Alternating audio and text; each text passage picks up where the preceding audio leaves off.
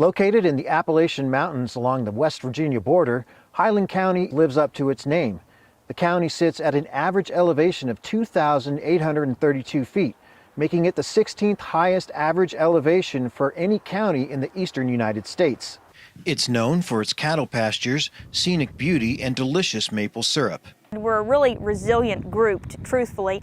When you choose to live in as remote of a place as here, you definitely need to rely on everybody else a lot as neighbors and friends. You know, for example, if you break down somewhere, someone's always either around to help you out or to help you if your car breaks down or if you need help if you've had an injury. Farmers are pretty good about that. Carrie Sponagel and her husband Michael raise cattle and poultry with their children on their farm. He's lived in the county all his life, and she's been here almost as long. After moving back at age 5, we helped on my granddad's farm. He had sheep and cattle, and through that and through the ancestry, if you will, of being 4-H members, my father and all 4 of his sisters were 4-H members. So it was just a known thing that I would be a 4-H'er.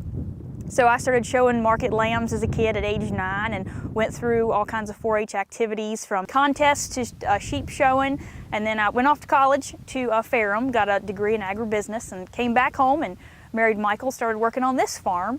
And after a couple of years of being back, I was interviewed and became the 4-H agent for Highland County and Bath County. So as a 4-H'er growing up and now as the facilitator of the program, I hope to encourage the next generation of 4-H'ers and leaders in our agriculture industry. As in many parts of rural Virginia, the pandemic has led to changes in Highland County. Broadband internet is available in some areas, and that's encouraged some homeowners to relocate to the county. People are figuring out that we do have fairly good broadband. They can work from home. There's a pandemic. A lot of people started working from home. A lot of jobs have figured out it's cheaper to keep people at home than to bring them into a brick and mortar office, and they can still do the work. With everyone being isolated and everything else, we're so rural back here, we don't have a lot of the problems that you have in bigger cities. Highland County has a lot to offer to people tired of urban life. The county itself has just over 2,100 people altogether. The county features spots to take in breathtaking landscapes, as well as more tranquil areas such as the Bull Pasture River that runs through Doe Hill, Virginia, and feeds into the James River. The largest town is Monterey, where there are a handful of dining and shopping choices. Agriculture and forestry are the main industries, and the high elevation presents opportunities and challenges for farmers here. Here in Highland County, we have an optimal place to grow cattle. We have a cooler climate, which a lot of people enjoy, and at least in the summertime, we're not near as hot as some counties in the valley and further east. So we have a lot of folks bring their cattle out here to summer them, and for us it's an advantage. If you have a cooler climate, your cattle are going to gain better. The disadvantage to our elevation in the winter is our winter is longer and colder. So a lot of people who summer their cattle out here take them back home about Thanksgiving, first week of December. There are 275 farms in Highland County, covering 92,950 acres. The market value of all agricultural products is $26,120,000. Livestock is the prime source of agricultural revenue at $24,399,000. That's split about evenly, with $12,416,000 coming from poultry and eggs. Another $11,090,000 comes from the sale of cattle and calves. Crops like grains, hay, and fruit account for $1,721,000 in farm income. Hay and other crops are the big money makers, worth $1,100,000. But the farm product Highland County is most famous for is maple syrup. Normally, the county holds its annual sugar festival in late winter, something everyone here looks forward to. We're part of the Maple Festival, and this year and last year also, because of the COVID, it's been canceled, which is it's a big money maker for the Rootin clubs in the county, Lions Club, the fire departments. They serve pancakes, trout.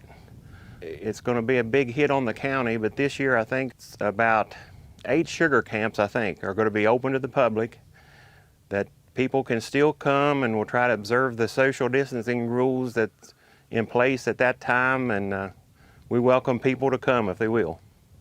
Syrup makers here have plenty of sweet products to sell to visitors who make the trip or through direct mail, and March is peak season. This past week, we've been in the process of opening the trees. I have probably 95% of them done. And that involves taking a spile, which is attached to a drop line, to these smaller lines.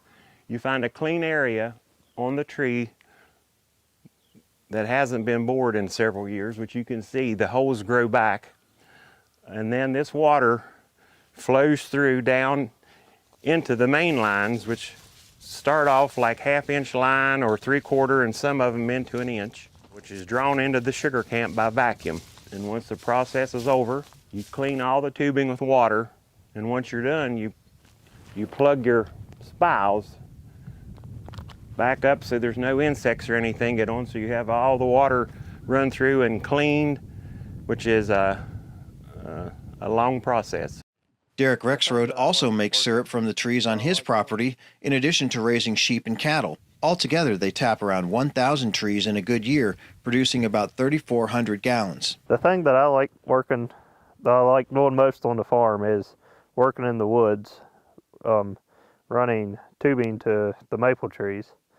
It's trying to tie all the trees together into one tubing system of miles of tubing and adjusting it where it will flow the best and where you can get the most out of your trees.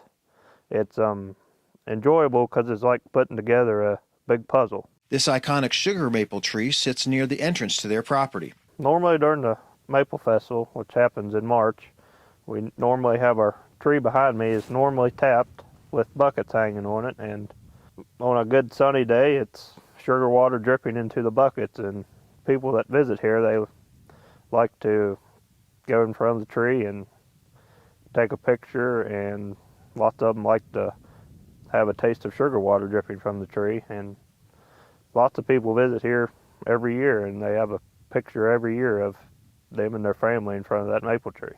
The people of Highland County know living so far out of the mainstream isn't for everyone, but they wouldn't have it any other way. They're determined to keep agriculture alive in these high ranges. In Highland County, Virginia, I'm Burke Moeller reporting.